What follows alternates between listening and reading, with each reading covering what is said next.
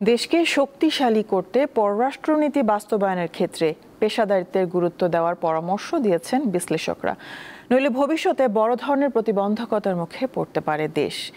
আজ ঢাকায় এক সেমিনারে তারা বলেন, দেশের প্রতিরক্ষা বাহিনীকেও এক্ষেত্রে গুরুত্বপূর্ণ ভূমিকা রাখতে হবে।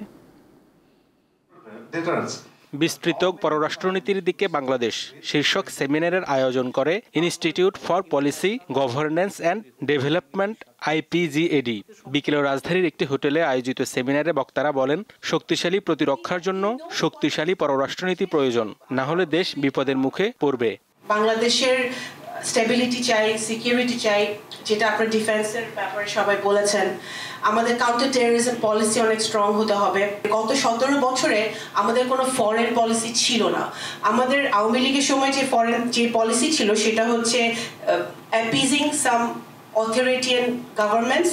সবার আগে Bangladesh, that should be the policy. Why should we indulge in anything where you have no take for ourselves? You don't have an inch of a pie of the cake. If you don't have, it's useless to waste our time. আলোচকরা বলেন, গত 15 বছরে দেশের পররাষ্ট্রনীতি পরিচালিত হয়েছে বিদেশি স্বার্থে। জাতীয় স্বার্থ সুরক্ষায় পেশাদার কূটনীতিকদের ভূমিকা বাড়ানোর তাগিদ দেন তারা। পররাষ্ট্রনীতি যে কোনো দেশের হচ্ছে তার অভ্যন্তরীণ চাহিদা, তার অভ্যন্তরীণ শক্তি, সমস্ত কিছুর সমন্বিত বহিঃপ্রকাশ বাইরের পৃথিবী, সেটাকে আমরা পররাষ্ট্রনীতি বলি।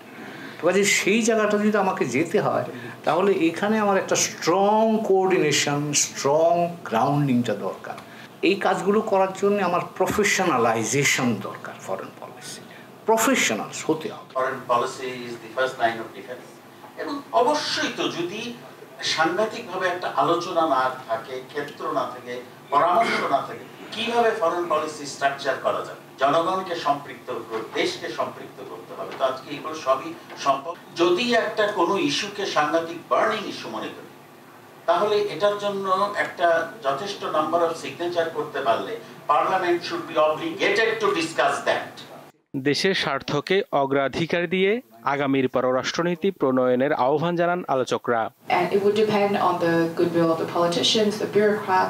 হেদায়েতুল্লাহ সীমান্ত, দীপ্ত সংবাদ, ঢাকা।